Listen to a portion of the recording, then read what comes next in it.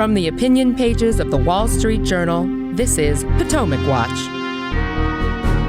President Biden meets with Speaker Kevin McCarthy about America's looming debt ceiling problem as the FBI shows up to search Biden's beach house for secret documents. Welcome, I'm Kyle Peterson with the Wall Street Journal. We are joined today by my colleagues, columnist Kim Strassel and editorial board member Mene Ukwe-Barua. President Biden and Speaker McCarthy will meet this afternoon, one-on-one for the first time, and a range of topics might come up, but certainly one is the debt ceiling. Earlier this month, the U.S. hit its borrowing limit of $31.38 trillion, and the Treasury is now taking what it calls extraordinary measures to prevent the United States from defaulting on its obligations. Let's listen to Kevin McCarthy on Sunday. This is him on Face the Nation, explaining what he plans to discuss with Biden during their meeting. I know the president said he didn't want to have any discussions, but I think it's very important that our whole government is designed to find compromise. I want to find a reasonable and a responsible way that we can lift the debt ceiling, but take control of this runaway spending. I mean, if you look at the last 4 years, the Democrats have increased spending by 30%, $400 billion. We're at 120% of GDP. We haven't been in this place to debt since World War II. So we can't continue down this path. And I don't think there's anyone in America who doesn't agree that there's some wasteful Washington spending that we can eliminate. So I want to sit down together, work out an agreement that we can move forward to put us on a path to balance, at the same time not put any of our debt in jeopardy at the same time. McCarthy is also saying that he wants a commitment from President Biden that he will negotiate. The White House, meantime, put out a memo saying that President Biden will pose two questions to Speaker McCarthy. Will the Speaker commit to the bedrock principle that the United States will never default on its financial obligations?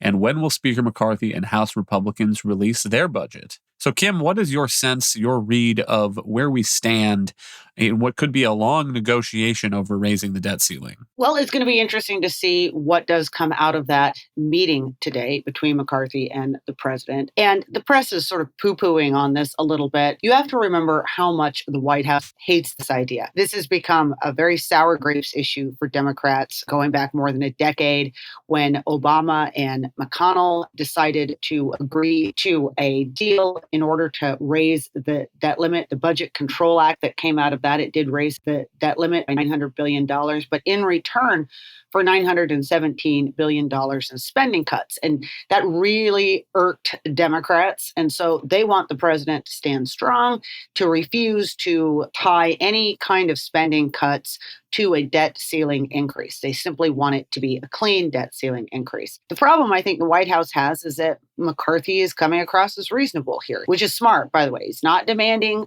crazy cuts to anything. So this is one of the reasons why the White House has decided to do this meeting. And we will see how strong they stand on that. They're trying to put the onus back on McCarthy and say it's on him to say we'll never default.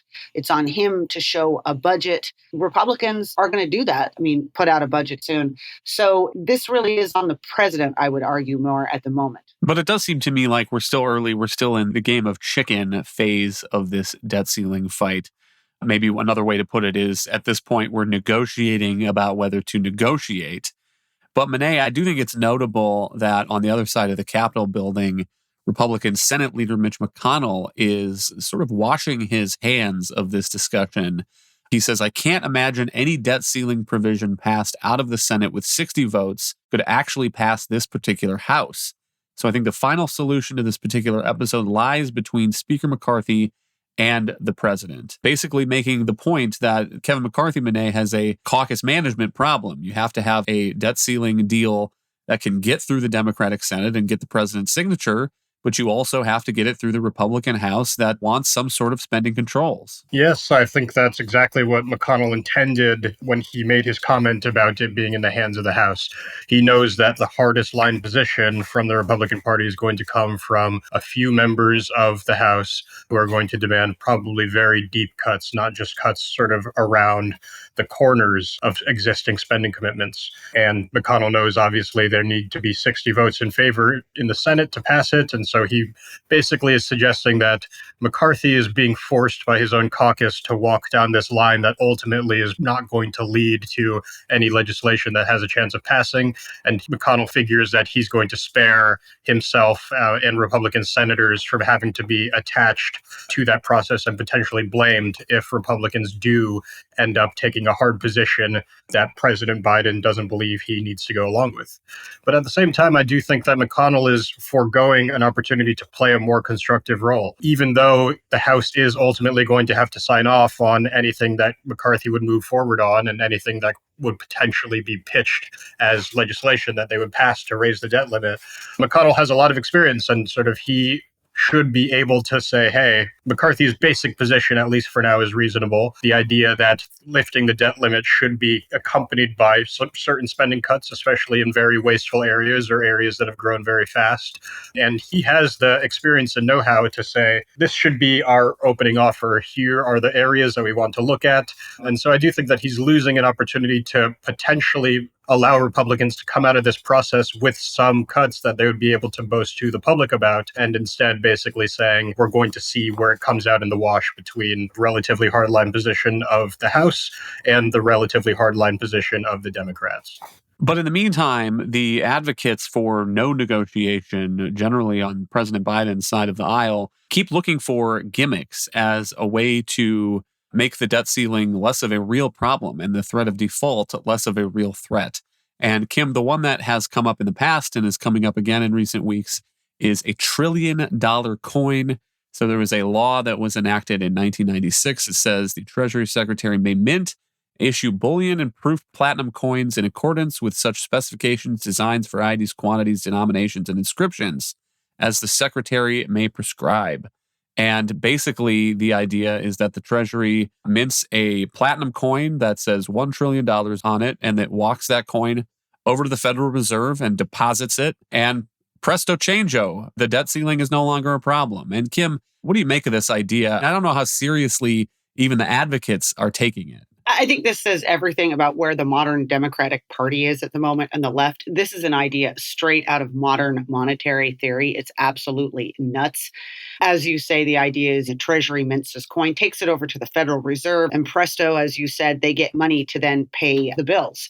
And people love this because suddenly whenever you need more money, you just print more of it. But of course, there's all kinds of problems with that. I mean, one of this is if you're worried about inflation right now, think of it this way. If you have $1 trillion coin and you're taking it to the Federal Reserve, they are essentially adding that to the monetary base. It's a lot like quantitative easing. The possibility and potential for an inflationary mess is very, very high.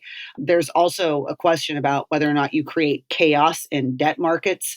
There's legitimate questions about checks and balances. What you are doing, you're essentially allowing the executive branch to steamroll Congress in any of its decisions in terms of spending and restraint. So there's constitutional questions. There's also just legal issue, whether you can actually do this. And you know that it would be immediately challenged by people in court. And so it's not clear you can even get away with this legally. And everybody wants to just ignore this. Look, I think it's good to see that Yellen actually came out, the Treasury Secretary, Janet Yellen, and said, this kind of looks gimmicky and it's very unlikely the Federal Reserve would ever go along with it, especially because the Fed knows how highly politically charged that is, and it likes to stay out of political arguments. So the whole idea is kind of nuts, but it does tell you just how desperate the left is to keep spending with no consequences. Here's the quote from Janet Yellen asked about the $1 trillion platinum coin idea. She said, "The Fed is not required to accept it.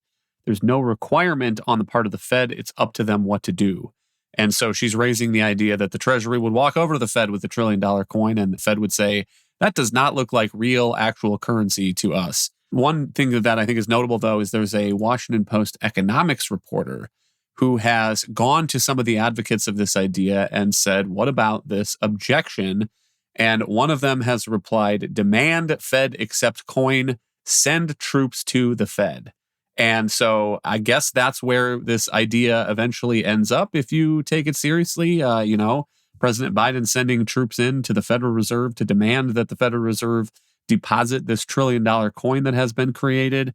I mean, I think gimmicky is the right way to look at this. And that suggests that this is not a real idea. This is just sort of a fun thing for pundits to play around with. But I do think, Monet, that Kevin McCarthy and the Republican House is in a real pickle, because when they're talking about what cuts are required to get a debt ceiling increase through the House, there's going to be some divides in the GOP. Some of those Republicans are going to want to protect defense spending from any cuts. Some of them are already saying that they don't mind if the Pentagon budget goes down. And then there's also the looming question of entitlements.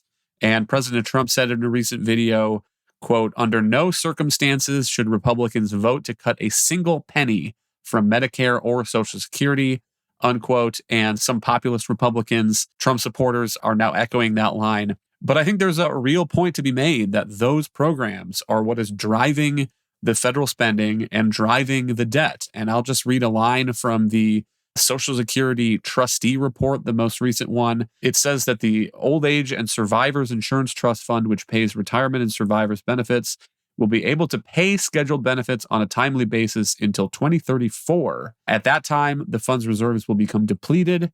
A continuing tax income will be sufficient to pay 77% of scheduled benefits. And what that means to me, Monet, is that a vote to do nothing on Social Security is not a vote for business as usual. It's a vote for a 23% cut in the benefits that is only 1 decade off here. There is no continuing on with business as usual. Something has to give in these programs.